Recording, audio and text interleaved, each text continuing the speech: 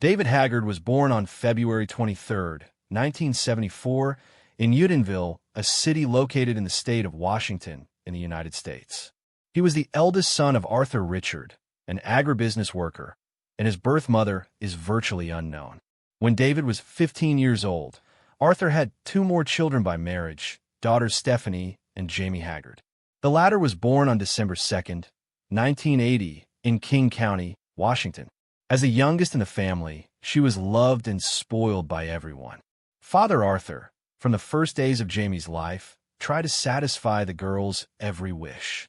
She and Stephanie grew up together, doing everything together, even dressing alike. Due to their slight age difference, the girls appeared like twin sisters. Jamie was a fan of spending vacations near the water, whether it was the sea or some nearby lake. Whenever she had the chance, she would ask Arthur to take her and her sister to splash around in the water. Her father liked it because while the girls were playing, he found great pleasure in fishing. Meanwhile, the life of David, Arthur's eldest child, was not as perfect, peaceful, and joyful as that of his father and his sisters. The boy moved to California, where he had to change his habits and try to fit in with a new family he didn't know. Lonely, self-presented, and not receiving the full measure of parental love, the boy began using illegal substances as a teenager. From that point on, his life began to decline. Soon, he began committing minor offenses until the matter took on more serious nuances.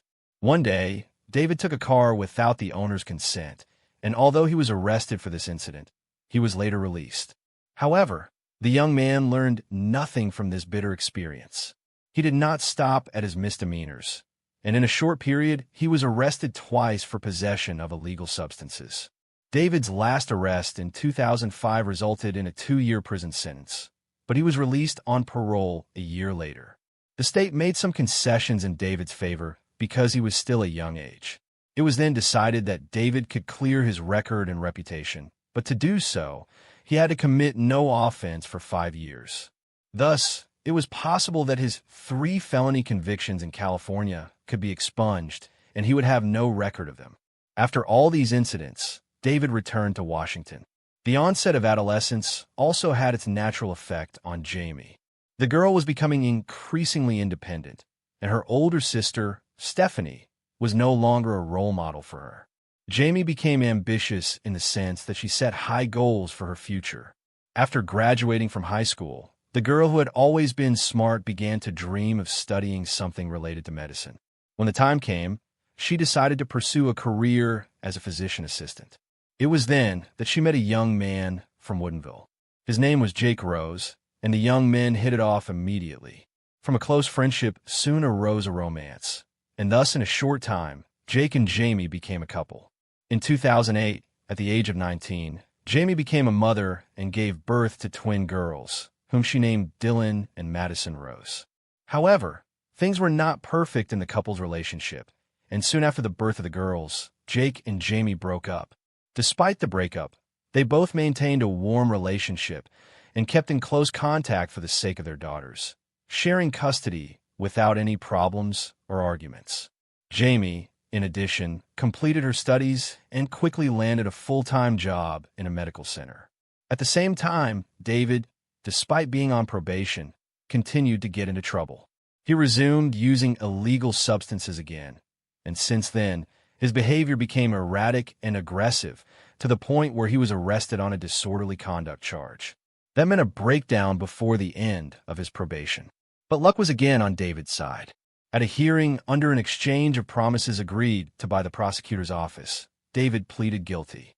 The court again deferred the guy's sentencing and again placed him on probation on the condition that he agree to undergo regular alcohol screening. David also took an anger management seminar and vowed not to repeat his criminal behavior. Because his conviction was deferred but not vacated, it meant that previous offenses would no longer be expunged from his record. In turn, Jamie began a new relationship, and although her family knew little about the young man she was dating, the girl referred to him as her fiancé. But unfortunately, things didn't work out the way she had dreamed. The idea was short-lived. The courtship ended, leaving Jamie frustrated. Seeking support, she moved to live at a friend's house, a decision that left her twin children in the care of Jake, their father. In any case, their mother didn't completely abandon them, and to make up for her absence, Jamie spent as much time with them as she could. Back to David again. He continued to break the law. In 2016, the guy got into an argument with an acquaintance. The cause, as it turned out, was a car. Still consumed with anger, David broke into the unsub's motorhome. Once there, he stole some of his belongings, including a toaster and refrigerator.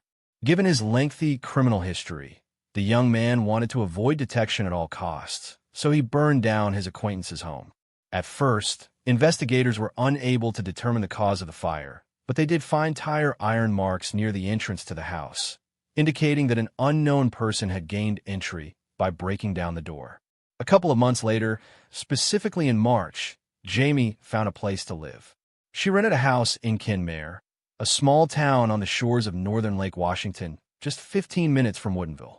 David, who had no fixed abode but was still in contact with his family, approached Jamie, and she didn't hesitate to reach out to him, inviting his paternal brother to spend a few days in his new home.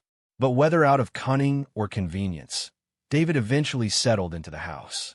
Either way, his company didn't inconvenience Jamie. Finally, having shared the rent with David, which she regarded as her own, the young woman felt that the bad times of the past were behind her. However, as time passed and the half-sister and brother lived together, their differences became increasingly apparent, with Jamie's primary dislike being the details of David's character and habits. One thing they had in common, however, was that they both used illegal substances. Over time, Jamie went so far as to steal pills from her job at the local hospital so that she could sell them and be able to fund her addiction. At the time, David was having an affair with a girl named Carly Schur. She often visited him at home and sometimes stayed there for extended periods, which annoyed Jamie. In addition, David was friends with a young man named Jason Node. Without consulting his half-sister, David, one day, invited Jason to come and live with them. This did not please Jamie very much, as she disliked her brother's friend and therefore did not treat the new tenant very well. Thus, the woman began to feel uncomfortable in her own home. And to make matters worse, her relationship with David became strained by quarrels, many of which were caused by his tendency to invite strangers into the house. Even neighbors occasionally called the police for the rowdy parties the man threw. But to every statement from Jamie about the situation, David exploded with anger and reacted with the explicit intention of beating her. Gradually, the young woman fell into depression. Her father, Arthur, with whom she often spoke on the phone, noticed that something was wrong with his youngest daughter. However, she never confided in him about her conflicted relationship with David. Her father had been able to notice that she had been depressed lately, but even if she had told Arthur about the situation, there would still be no result. The truth was that to their family, David was a sweet and caring guy. It was then that Jamie went to her friends and confessed her grief to them, along with other things. She told them that she was afraid of her brother, mainly because of his violent behavior. The young mother confessed that she lives in fear because she thinks he might attack her.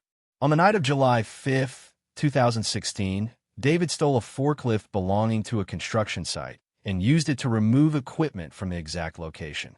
After committing the crime, he burned the machine to erase all traces. He was not alone in this theft. His henchwoman was Carly. It is worth noting that David had already appropriated his sister's house without any consideration and wanted to make changes to it. However, many of these suggestions did not please Jamie, which is why the brother and sister quarreled again. Suddenly, their quarrel escalated, and in a fit of anger, David struck his sister with one fist to the face and another to the stomach, ordering her to leave. His friend Jason was also in the house at the time, but did nothing, silently watching the scene. Jamie complied and spent the night at her friend's house. After the incident, David told Jason that his sister was giving him a lot of trouble and that he should kill her. The next day, Jamie returned home, causing even more disgust for David, who already felt he was the master and lord of the dwelling his half-sister had obtained and acted on his plan. On June 9, 2016, Jamie spent most of the day at Arthur's father's house, then returned home, intending to pack her belongings and leave for good. But upon her arrival, she ran into David, who was with Carly. Barely seeing her, Carly left the house, leaving her brother and sister alone. David was still furious, and in a fit of anger, he confronted Jamie, and thus began a new quarrel. Between yelling and recriminations, a fight ensued, and David emerged victorious. He subdued the woman and eventually killed her. In an attempt to get rid of his sister's lifeless body, he brushed it away. Immediately afterward, he tried and burned some parts on a spit in the backyard of the house. Then he wrapped the half-burnt remains in a blanket stolen from Jason's room and put them in a suitcase with the other remains. Carly returned later that afternoon and immediately noticed Jamie's absence. She also saw David with the roaster lit, which struck her as odd because he wasn't used to cooking on the patio. When the girl questioned him about it, he replied that his sister had left. But before she did, she had started the fire. A few hours later, David stealthily stole a car, loaded a suitcase, and drove to Snohomish County, a 20-minute drive north. There, he left the briefcase with Jamie's disemboweled body on the side of the road. Seeing days go by without hearing from his daughter, Arthur became concerned, especially when David himself drove up to his house to ask if he knew anything about Jamie. It was clear to Arthur that something was wrong. It wasn't typical for Jamie to disappear like that. That's why her father had decided to contact some of her friends. But no one had seen the young woman, and no one could report anything. It was then, on June 17, 2016, that Arthur showed up at Jamie's house, but he couldn't find her there either. Desperate, he beckoned a passing policeman and reported his youngest daughter's disappearance. Almost a week after the crime, David texted Stephanie from an unknown number. He pretended to be writing on Jamie's behalf. It was his strategy to keep her relatives from worrying. But this ploy of his was not very successful. In parallel, the police were already involved in the investigation and checked the bank transactions. The authorities found it suspicious that there was no movement in Jamie's bank account and credit cards. For his part, Arthur focused his efforts on asking for help through social media to find someone who could report his daughter's whereabouts. Early one morning, when a month had passed since the disappearance, county sheriff's investigators showed up at Jamie's home with a search warrant. Soon, the house and its surroundings were swarmed with police officers. David and Jason were questioned, but the police found nothing suspicious in their words or behavior. Subsequently, numerous witnesses were called. They all agreed with the assertion that Jamie and David had at least a conflicted relationship. Likewise, the fact that the house was known for its high nighttime activity surfaced. For hours, investigators searched the backyard, hoping to find a clue, but all to no avail. For Arthur, it was good news that no body was found in the yard, and he and other family members could breathe a sigh of relief. They still held on to the hope of finding Jamie alive. Meanwhile, David continued to feign concern and help in the search. But Jamie's disappearance wasn't the only case police had in the pipeline. In September, investigators in the burned forklift case pointed to David as the prime suspect. He was questioned, and in the process, agents discovered digital photos of stolen property, including a refrigerator and stove whose model numbers matched those stolen from the trailer. Carly was questioned at that time, and she told police that David had confessed to her about the arson. And when Jason assured the agents that he'd witnessed his friend delivering the appliances to his house, David's situation finally became more complicated. He had no other choice and pleaded guilty, whereupon he was immediately arrested and sentenced to 3 years and 2 months in prison for arson and second-degree burglary. The King County Jail was designated as the facility where he was incarcerated. A year after Jamie's disappearance, police received an anonymous tip. It is suggested that authorities excavate near Jamie's home again because the body was in a different location than in the large backyard. And confident that someone must have information on the case, investigators felt that wasting time was not an option. Thus, they set out to follow the clues that were listed on this notice. But after spending most of the day digging, they once again came away empty-handed. Months passed, and then, when it was about to be 2 years since the young mother's unexplained absence, the Snohomish County Public Works crew, who were picking up trash by the side of the road, made a startling discovery. There, around the corner, in the woods, lay a suitcase with Jamie's remains on a red blanket. But no one had any idea about it at the time. It's just that the workers immediately alerted authorities to their find. So, it was obvious to detectives that this man, who was in the suitcase, had been murdered. However, because of the severe decomposition, it was tough to identify the victim or even his gender. The Forensic Science Bureau sent the samples for laboratory examination. 2 months later, it was confirmed to be Jamie's remains. All the evidence pointed to David as the main culprit. The GPS data of the stolen car showed that he had driven close to where the remains were found. Police later discovered that the blanket in which the remains were wrapped belonged to Jason and had been stolen by David in an attempt to frame a friend. That's when David was charged with additional charges already for murder. Finally, on Monday, October 28, 2019, David was charged with second-degree murder. And the next day, a jury found him guilty. A $2 million bail was set. On Friday, December 5, 2019, David appeared in a King County courtroom for his sentencing hearing. The prosecution argued that he should be sentenced to 22 years in prison, which is the maximum sentence limit set by lawmakers. On the other hand, the defense asked that his representative not be treated so harshly. For his part, David insisted throughout the trial that he was innocent and claimed he was not the perpetrator of the crime. In his testimony, he lashed out at the justice system, which he claimed often punished the innocent. He also added that he loved Jamie's sister and would have been incapable of harming her. When Stephanie addressed the courtroom audience and spoke heartfelt words about her sister, David began to cry. The senior assistant prosecutor added to the charges. To cover up his crime, the defendant deprived Jamie's family, who were also his family, of knowing the truth for almost 2 long years, thus hurting them. In the end, David was sentenced to 15 years in prison, followed by 3 years of community custody coupled with evaluation and treatment for any addictions he had.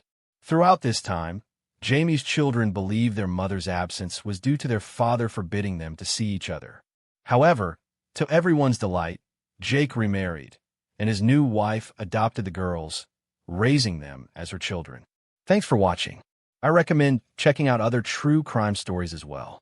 Click right now, and don't forget to activate your bell so you don't miss out on new stories. See you soon. Take care.